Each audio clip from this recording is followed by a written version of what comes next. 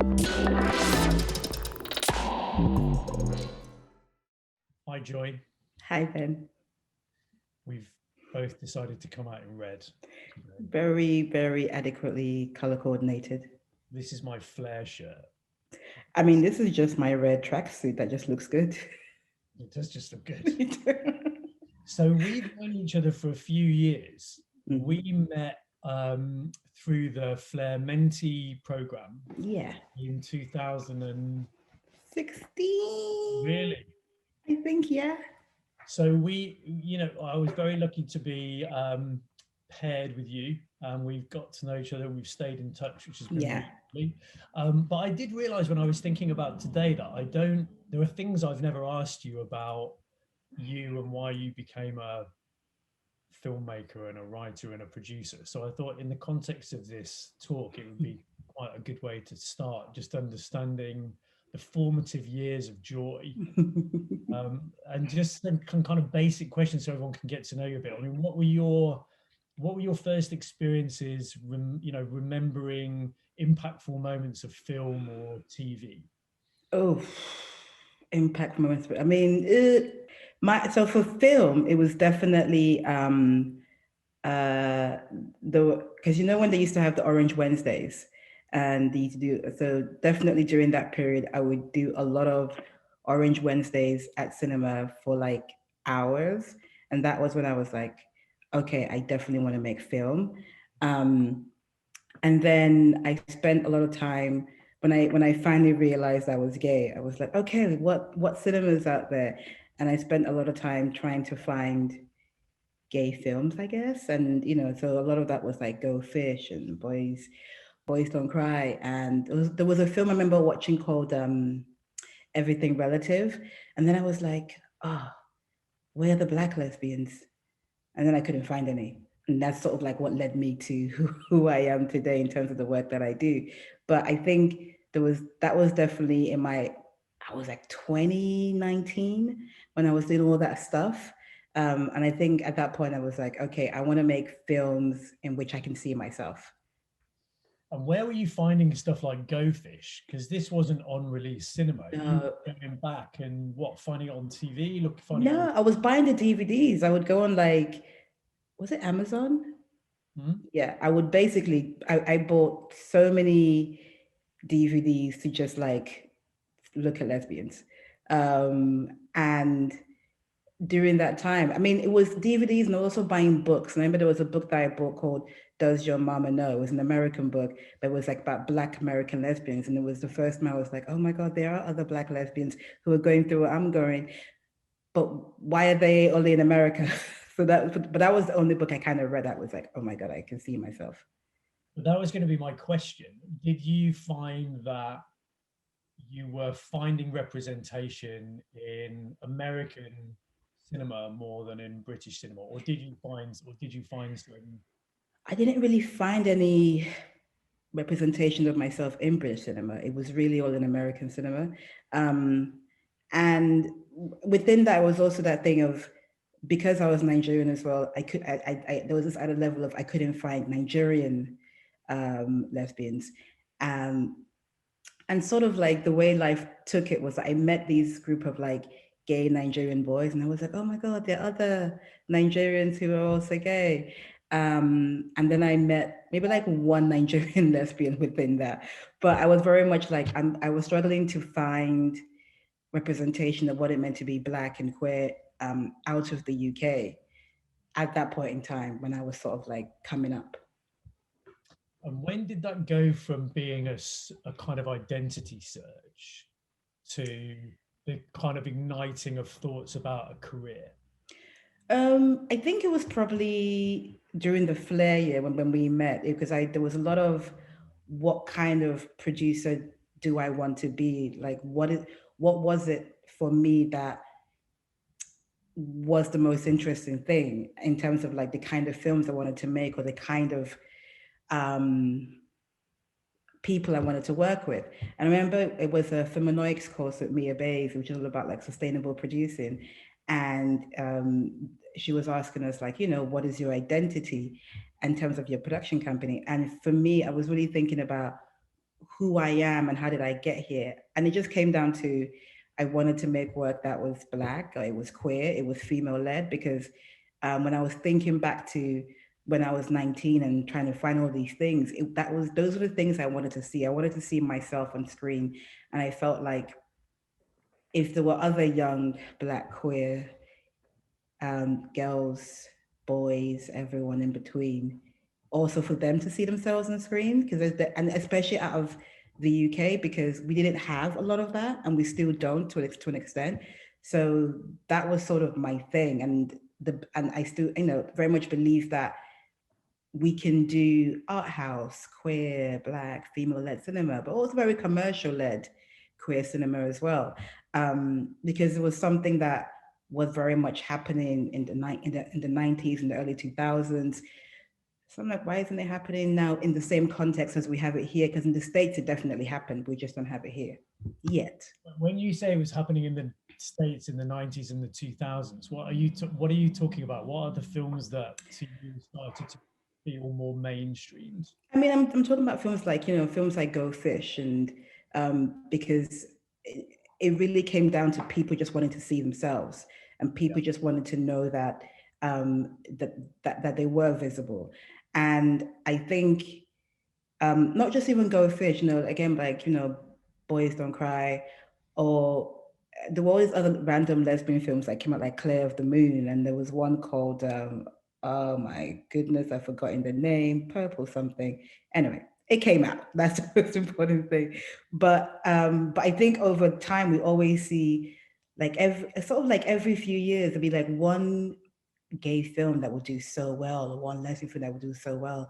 And my thing was always about why we only allowed one. There's more. There's space for more. And in between that, you get like the ones that are not so good, that kind of go underneath the radar, but then you get some really, really interesting gems that come out. But there was definitely a period earlier on where there was more accessibility to lesbian films and gay films in terms of what was being made. Also, a lot of it was made on relatively low budget, so it felt kind of achievable in that you could see these really scrappy films being made. Well, not all scrappy, but you could see films being made that you probably thought, oh, I can do that. It's not outside the realms of possibility. So how did you ply your trade? Like, did you have any formal film education?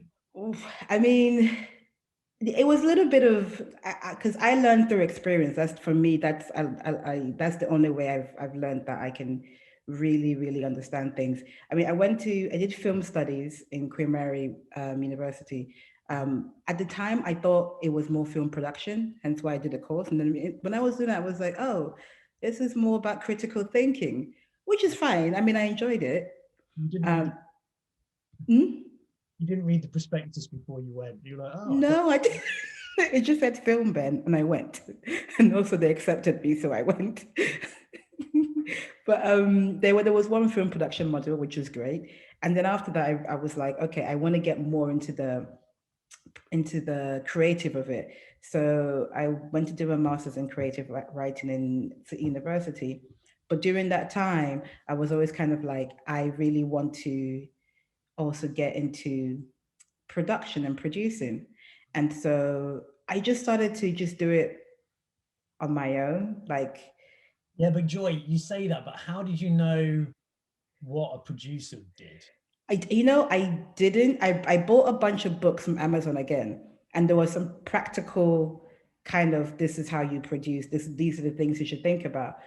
But I can always say for me, the book that really made me understand what producing was Christine Vachon's book, A Killer Life. Just because when I read the book, it's basically a diary of a producer, but it kind of, it told me that no one day is the same. There will always be problems. There will always be mistakes. And you have to see value in everything, even if it's bad. And I think it was just as basic principles that when I went into doing it, I knew I was going to make mistakes. Because you had to make mistakes. So on some level, the film production course during my film studies year, the module we did, definitely gave me some basic training. But then after that, a lot of it was just me just going, I'm just going to go do this thing. And I'll learn along the way and I'll make mistakes along the way, which happened. And I think it was 2015. I was working with Joseph at the time, and we were working with a writer director named Sarah, and she made like a really no budget feature film called M.L.E. And I watched the line producer on that because I didn't know how to do budgets in terms of like feature film budgets. I mean, the film was like 35K or whatever it was, but I still sort of like watched what he was doing in terms of how he was organizing the shoot, how he was budgeting, how he was doing all his paperwork. And to a large extent, that's how I learned as well, just by watching him do stuff. And then I took that experience onto White Collar Black, and then I learned some more on that. So a lot of it was just me learning from my mistakes and other people's mistakes as well. And what were you doing on M.L.E? Were you just do you have like a production assistant, or what were you? Yeah, no, I was literally just I was like a co-producer on it because Mhm. we sort of the way we made that film was really just by working with a lot of um, at the time film school like students and people who had just graduated, because I think there was something because I mean, I really came to the film industry in 2016 when I met you. Before that, a lot of the things that we were doing was really just about finding like-minded people who loved making film and making it with them. So there was no real structure of how we did things. It was just like, okay, we get along. You want to do something amazing? Let's just go do it. And that was sort of how I made a lot of stuff. So it was literally that. It was finding people who wanted to make films because we had no money, so we just made it. And I wonder if that's why because when we met, I met you ostensibly because you put yourself into the Flair mentee program as a producer, but at the time that we met, you were writing. Yeah. Um, and so we had quite a lot of conversation about, me needing to kind of pigeonhole you somehow, which well, I'm both, and that's I think that's probably come from the way that you kind of felt your way into creative practice in the industry, which is I'll do what I want, which is fantastic. Basically. You were writing at that time, and I think you were working in a gallery. Yeah, I was working in the gallery. I was writing the feature film. I was also producing other stuff in between.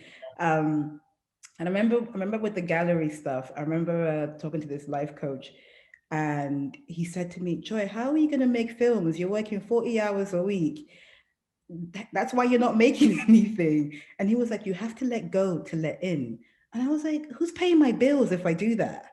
So, but he had a good point because I think um, working at the gallery, I mean, it definitely on an artistic level, it helped me because I think you can always take things from different places and different spaces. And I think on a very artistic level of being around art of that kind was very kind of inspiring. Um, but I think when he said what he said, and I sort of realized, actually, I do have some experience, and I could just take a leap in the dark, so to speak, and which is what I did. And I left the gallery, and some way, somehow, I started making things again. Right out. Okay, so tell me about that Flair year then, because that, as you say, that was a moment where you went from doing what you do to starting to kind of feel out contacts and networks in the industry. So describe that 2016 Flair Ah, year. What was your experience? it was definitely a year of change. I think it was a year of I mean, to a large extent, I didn't, and I still don't understand some of industry stuff in terms of like pigeonholing people because I'm very much like, because now that I'm going to directing, I still get that. So, are you a writer, director, producer? Mm. How is that going to work out? And I again, I'm like, I'm doing everything. There's not one thing I need to just do. There's space to do it all. Um, so I think sometimes I kind of, especially because I come from a place of once you have the right people, you just do. I don't always get the concept no. I mean, I get what no means, but I don't always kind of agree with with a no, because I think just because one person doesn't understand something doesn't mean somebody else won't get it. Like, and I think there's space for all these different things to exist. So I think in that 1 year, I learned a lot. I think there was a lot of like, okay, this is how things work. This is how people think we should do things. This is how people are doing things. And also trying to figure out where I fit into all of this. And I think for me, it also felt like I was a little bit fish out of water because everyone I met, they had been in it for so long, um, or they had a better understanding. And I felt a bit like, okay, but I have no idea what's going on here. Even till today, sometimes I'm like, I have no idea what's going on here. And I think it was really helpful because like you really sort of helped me understand a lot of um, different moving parts that I hadn't really thought about, whether that came from how sales work to packaging, um, like those sort of things that I wasn't really thinking about before I came in. I was just like, oh, we'll make a film, and we'll just make a film. And did you feel welcome in rooms and meetings? Like how, as someone who, as you said, sort of felt like a fish out of water, did you see your place? Mm, in the beginning, not 100%, because I don't think there was really at the time I felt a place for someone like me in also thinking about the stuff that I wanted to do and the stuff that I was trying to do. And because I was also very much like new into things, um, no one, I felt people didn't really know who I was or what I was doing. And to a large extent, I was just writing off your name, Ben. I would just go into rooms and be like, oh, yes, Ben's my mentor. And would get me in there. But when I was in there, we'd talk to people and I would learn and listen because I also spent that year talking about the film that I was working on. And again, it was that thing of like, who are you again? So I think there was a lot of that happening for that year that for me, I mean, I wanted to make films, but at the same time, I wasn't really sure how I fit into what this industry Yeah. is because I couldn't see people doing what I was trying to do. And I also kind of felt in some conversations um, people didn't really see the value of what I was trying to do at the time. Okay. And it felt like it was on you to really Yeah, sort of communicate what the value was. yeah, But exactly. then, I think about that year, and then there was the year with Joseph's film White Collar Black, Yeah. where LFF, and then he was up for the IWC bursary, and that start all these things were happening at the same time. So that Mm-hmm. felt like it was kind of raising your profile. And then I might be making some leaps in my memory, but whilst you were writing your debut feature, which we'll talk about in a bit, um, you then, if I'm right, you then got attached to Blue Story. Yeah. So it was kind of yeah. So I made a short film Haircut with Kobe Adam, and it did really well in terms of people just loving it. And so off the back of that, um, Damien was looking for a producer to work with on Blue Story, and it was sort of like I just got an agent because of the writing stuff, and um, so through her and one of the other agents at Independent, they were like, "Oh, talk to Joy because she made this film Haircut, and we think it's great." And so that was how all that came about, and and then with Damien, because I had no idea who Damien Jones was. I mean, literally, industry was like, I don't know what's going on here. So I remember I was sitting with my friend and I got an email and it was it was just like, I'm looking for like, I've got a project to work with you. My name's Damien Jones. Here's my website, basically. And I was a bit like, who the hell is this person? Like, just a one-line email. Little did I know that that's how Damien does all his emails. But one-line email. And my friend was like, don't you know who Damien Jones is? And I was like, I have no idea who he is. And then I clicked on the website and I was like, oh, okay, now I know who he is. But by that evening, we were speaking. The following day, he sent me a script. By the Tuesday, I was attached to the film, basically. And then that happened within like 4 days of me saying, What did he want you to do? Because obviously he was on it as producer. What yeah. I mean, Damien was quite clear from the beginning. He was sort of like, I'm looking for somebody who is creative, but also somebody who's physical. And I think for me, that made sense because coming from where I came from, you do everything because we had no money. So you're both creative and you're both like for instance, on White Collar Black, um, I helped on the script, but at the same time, I was the line producer and the producer. You just kind of end up doing all these different things. So he was very much like, this is what you get to do. And when it really came down to it, and which is I'm really grateful for with Damien, was that he just sort of let me do my thing on the production. So after we closed financing, and I learned a lot again because he would take me into the rooms and just be like, Joy, if you want to ask questions, just ask questions. Um, so I learned so much about financing that way, which is something that I hadn't done before.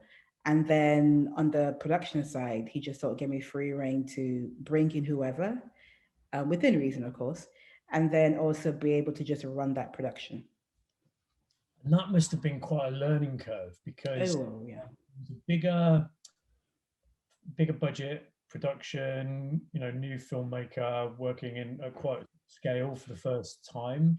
And also you had all the stakeholders that were part of that production, which is very different to when you're making something for 35K. You had BBC, you had Damien, you had, was it Sony or Paramount. Paramount? Yeah. Um, so how did you kind of manage that? Right now it's all a blur to me, but at the time, the good thing about coming from a very different background was that at the time, it just felt like it's just something you did because Mm, I was so used to just like you roll with the punches. You just gotta keep it going and keep it moving regardless of what's happening. So a lot of the times I didn't like. I think the pressure for me was that this is like a much bigger budget film than I've ever done. And we've got to make it work. And, however shape or form it needs to work. And on some level, I also feel that coming from a background of a little bit of guerrilla filming kind of helps sometimes because you sometimes can look outside of the box and be like, well, if we do it this way and then add these other bits that are normally, structured, it could work. So I think that also helped a lot of the times with how we made that film. Um, and in terms of how the team operated as well, I think that with the financiers, they actually really let us do our thing, to be honest with you. Paramount were just like, you guys do what you're doing. We'll come back at the end. BBC, similar thing. And, they came down to one set visit, which is pretty cool. And I think Eva always says that it was the calmest set she's ever been on. And she was like, we even got a seat because we know what we're doing in it. But also I hate stress. So whenever I'm on set, I like to just be chill and just be calm because I think again coming from a place of when you really have no control over things, you learn to be calm. You learn to It's a different kind of calmness that comes with that because at any point in time, anything can be taken away from you. yeah. So yeah, So, okay, so there was the production and then there was the kind of now notorious release yeah, of film.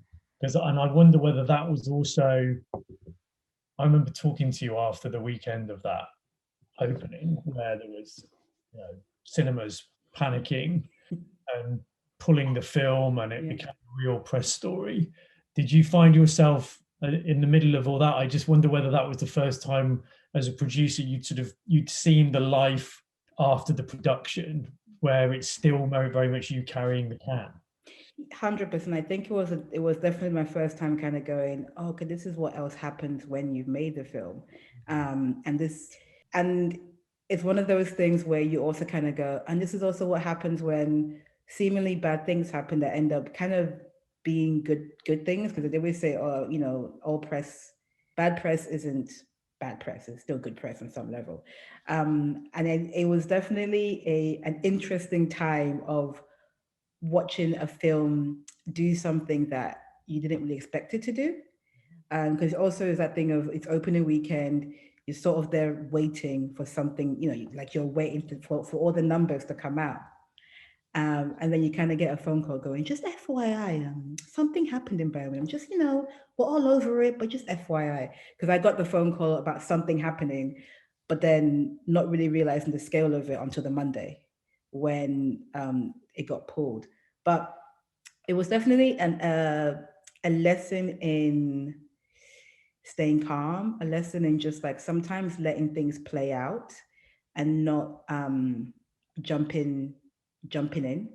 I think there are times where patience can be fruitful at times. And I think that was definitely one of those experiences where by us not doing anything, by us not actually saying anything, it created a bigger conversation. And I think it also goes back to the point of people having underrepresented audiences going to see films, and also knowing that they will come out and support. So that whole thing of me wanting to do Black work, queer work, female work, these are groups that don't normally see themselves in that way in mainstream cinema. So suddenly when you bring out a film, people are always going to go see it. And then when you try to take away that from people, they are always going to essentially have a conversation and essentially be annoyed and up in arms about it because they don't get it often. So I think it was definitely a lesson in how much of that content we actually need.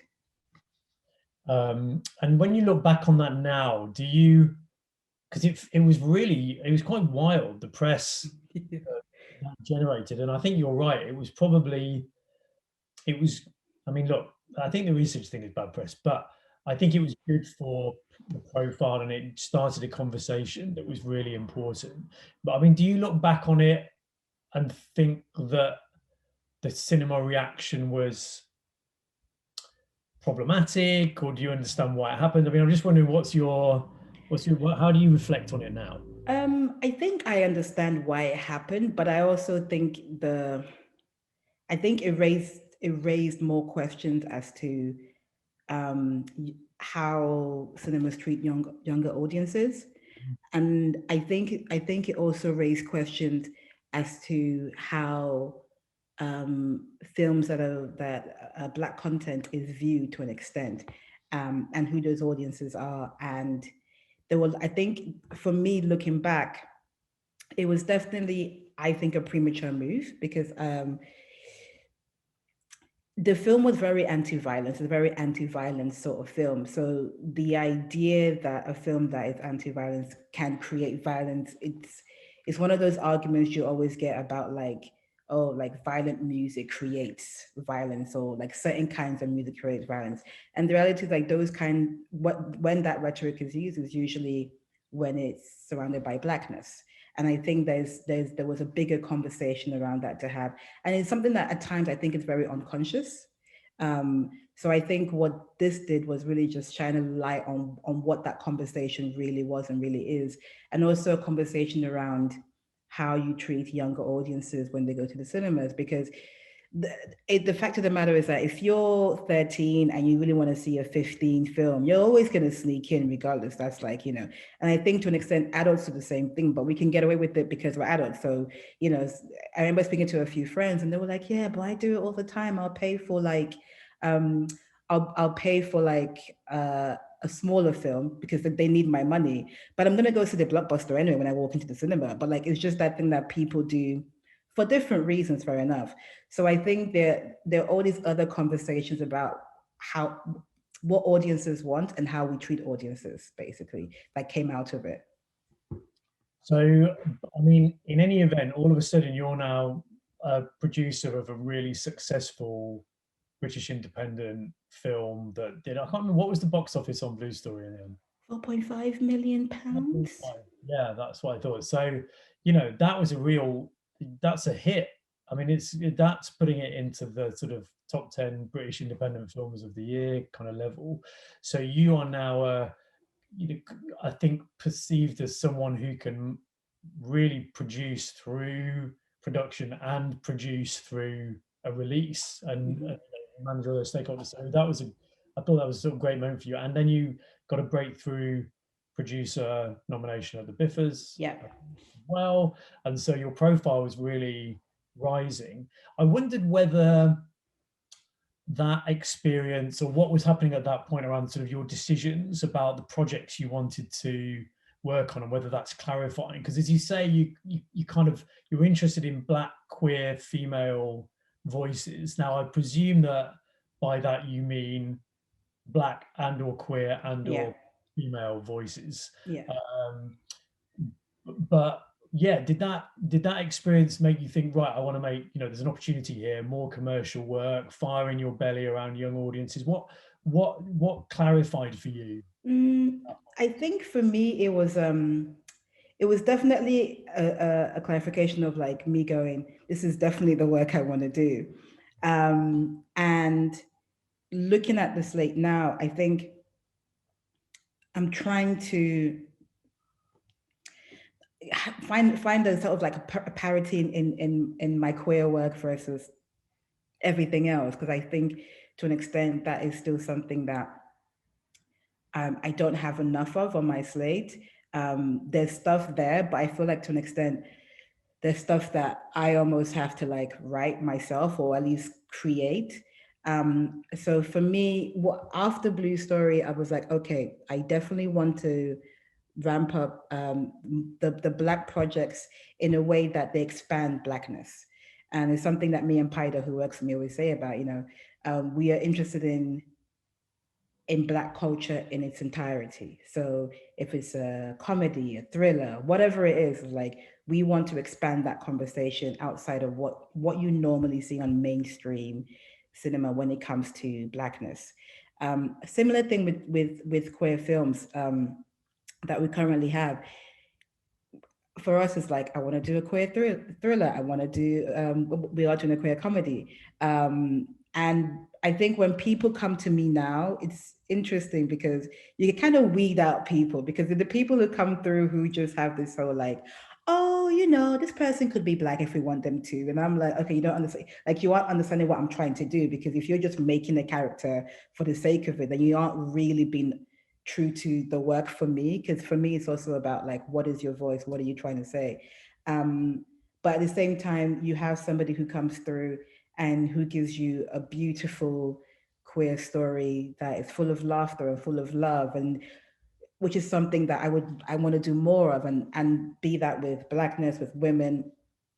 But I think after doing Blue Story, it definitely clarified the like how much more of the worlds in those three spaces I want to explore, and how far I want to push them. And I also want to do it in a way that I feel it's UK stories that have an international flavor. That's my sort of like aim. It's really about how can we take these films and how can you really place them in an international space that it doesn't matter who or where you're from. You can kind of go, okay, it's British, but at the same time, I can totally relate to it. And I live in like, I don't know, Arkansas or whatever. Arkansas audience. I think I do want to talk about your writing, but I think logically, I should probably just ask you quickly about Boxing Day while you're talking about kind of UK projects and international audience. Can you just tell us a little bit about Boxing Day and how you came to be involved in that? You don't know. Yeah, no, but I mean, I actually came on board because of Damien, so I came on board pretty late, to be honest with you. But Boxing Day it's a British rom-com. It's a Christmas rom-com, predominantly Black British rom-com.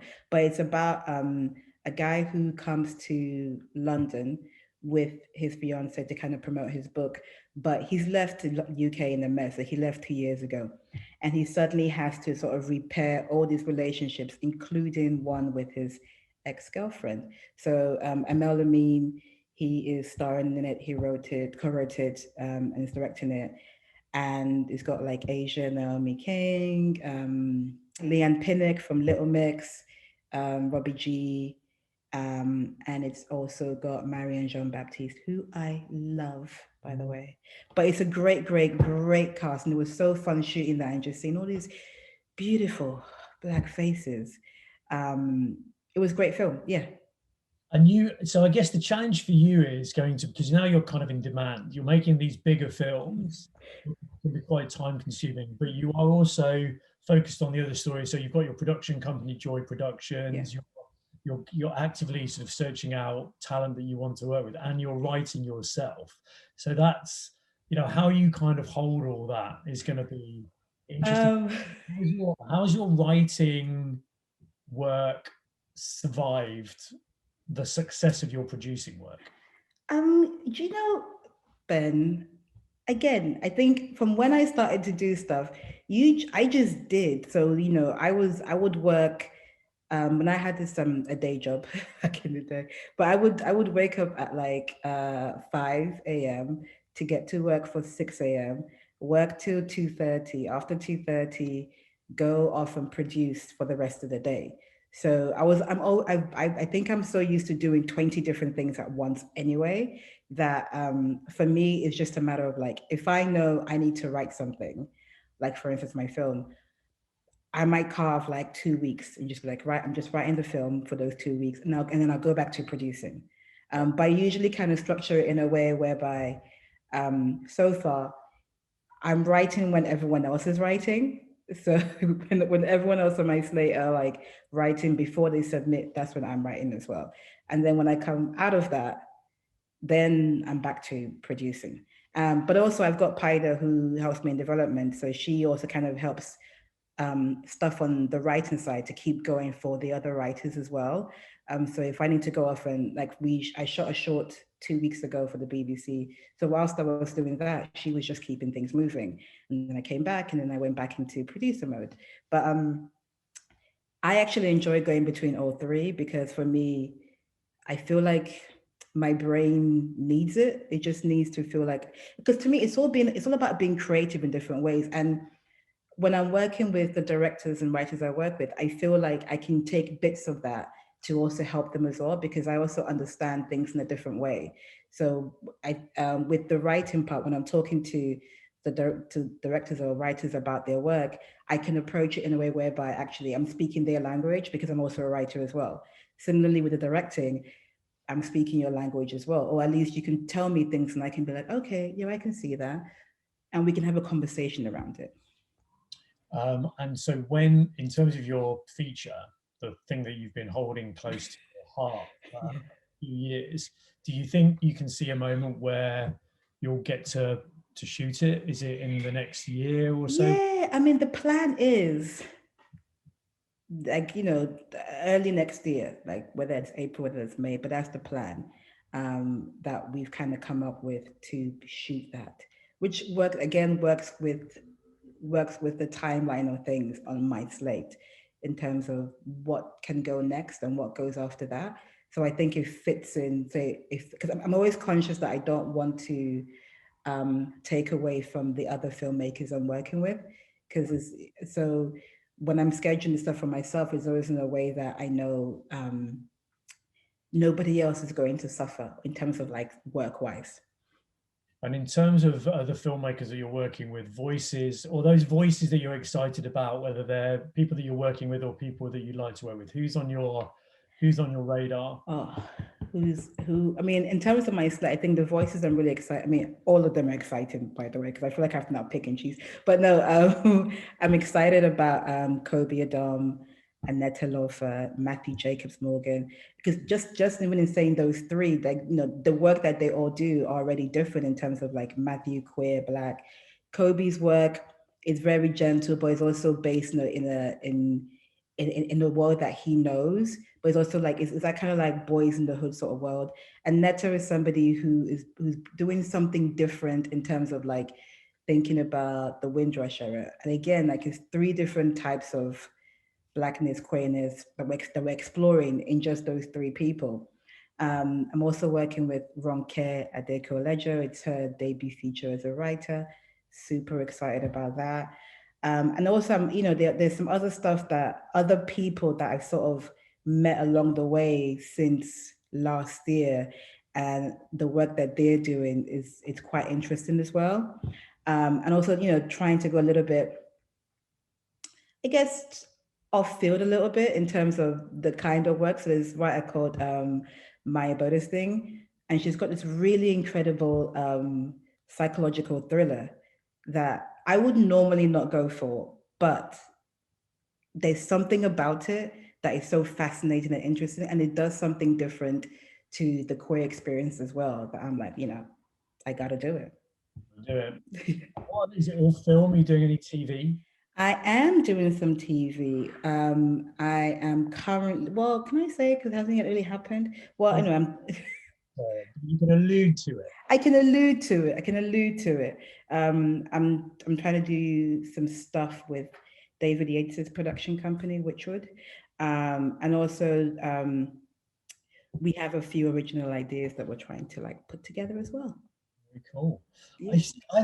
I think it's interesting your kind of multi-hyphenate approach, go where you want to go, because I don't sort of see it as an overt display of self-confidence as much as it is kind of curiosity and just really, like I've got a why not tattooed on my arm, and I always think like why not is a good kind of outlook in life. It's like, yeah, I'm going to do that because you're kind of always learning. Is Yeah. that a fair thing to say? Because you don't really present as,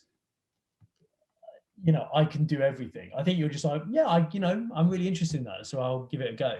100%. And also, I mean, I'm very much like, yeah, literally, why not? Because also there isn't a manual for any of this. There isn't like a you can and you can't do this. I think there should be space for you to do everything if you can, obviously within reason. Because I think in the States they do a lot more of that, where you have like actors who are also producers and actors who direct and produce and all this stuff. And I'm like, why can't I be a producer, writer, director if I can do all of it? I'm not saying I'm always going to do them at the same time, but and also for me it's that thing of they are producers that I genuinely want to work with as a writer, as a director. And it's a great way for me to be like, oh, I get to work with this person and have a relationship there. And there are some producers I want to work with as co-producers. And it's like part of me is I want to be as creative as possible, and I want to be able to expand my creativity. And I think one of the best ways to do that is by, working in this particular multi-hyphenate way where I can just really, really expand all these conversations around blackness, around queerness, about femaleness, and just make it a nice big old bubble. Okay, so I've got two final questions for you. Okay. The first one is, you mentioned Christine Vachon earlier. Yeah. Her book Killer Life being kind of a seminal book for you. I know that you had an opportunity to meet her. You did a kind of career tour, Yeah, with her recently. Are you still in touch? And am I definitely out as mentors? you are always mentor number one. I mean, she's mentor number two, but you always mentor number one. How is that? I mean, how is that meeting her? And are you still kind of learning from? I'm still definitely learning. I think, you can't not, she's had what, 25, 26 years experience. And I think there is a whole well of knowledge there to take from and to really just use. And for me, it's really about like, because I think when I think about my company, Joi Productions, and how I'm trying to structure it to a large extent, like I look at Killer Films and I'm like, what she's done with Killer Films is definitely something that I'm trying to do in a very kind of UK way. So 100%, there's so much more to learn. She's just, I mean, yeah, I mean, I think I'm still going to be like emailing and be like, can we talk? Can we talk? But she's been very generous with her time so far. So I'm very grateful for that. I think it's great to have a role model like that who you can start to kind of see where you want to get to, and where you would start to feel like you'd achieved what you wanted to achieve, because you can see the shape of things. 100%. And and it's also like looking at her model, and she there was never really like we're going to be this big. It was always a case of like we're going to be this small. But the amount of work they do is still quite impressive in terms of like output. And Yeah. I think for me, that's always something that I've been conscious of. Like, I never wanted to be, I'm not trying to be like a big, massive company. I want to be like, we're small, we are intimate. And because I feel to a large extent that will allow us to actually still remain independent and still be open to finding new talent. Because what I love is that she still works with first time filmmakers. Not a lot of people still do that, especially after so many years. And for me, it's something that I think is still important, because the good thing about first time feature filmmakers is that they always have fresh new ideas. And I'm definitely all about that. So, okay, final question, and it's a sort of cheesy one, but Okay. fine. Is that what's the film?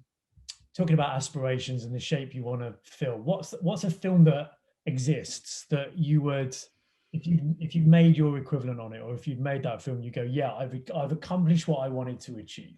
Oh God. What A would make, film that's been made. yeah, that's sort of, you know, that you would say if I'd made that, I'd be super proud, and that kind of sum up everything that I want to be. Maybe Oh, it's, Ben, that's a hard one because what if it hasn't been made? yeah. Um, and I say that just because I'm really interested in, do you know, okay, it's an old film. It's a Yeah. French film, but it's one of my favorite films. And what I loved about it was how it blends genre, and it's something that I really want to do. But it's called Shoot the Piano Player. And I mean, it's black and white, but again, one of the films I feel like I wish I made that film. I wish I was born to have made that film at that point in time, but I wasn't. But I think that's definitely a film that I wish I made. Perfect. So Yeah. everyone can leave this talk and go and find Shoot the Piano Player. Give everyone some homework. Basically, that would be good, and they'll learn something new about genre mixing. Yeah, amazing. Okay, great. Well, look, Joy, you know, I think I'm so pleased with everything that you're achieving. And I think you're sort of you're doing it well because you're just kind of endlessly kind of learning, you're curious, you're talented, you take everything in your stride. And also just sort of as a producer, for example, I think what's great about you is in some ways, I've sort of described you to other people as a bit of an old school producer. Because you do you can do everything. Like it's quite, I think, you know, you can talk about finance, you can talk about marketing, you can talk creatively. As you said, you can be creative. I think that it's a good lesson for everyone that actually sort of picking up skills along the way and becoming a kind of a good all-rounder. I'm kind of really, I think you're kind of everything new. Yeah. But, you know, you're focused on innovation and new voices, but you're also in some way kind of super old school, which like an old in a cool tracksuit. Yeah, So, thank you. so as always, I really love talking to you and chewing the fat. And Yeah. thanks for doing this for Flair, Thanks for doing it with me. always. And see you around. Yeah. Bye.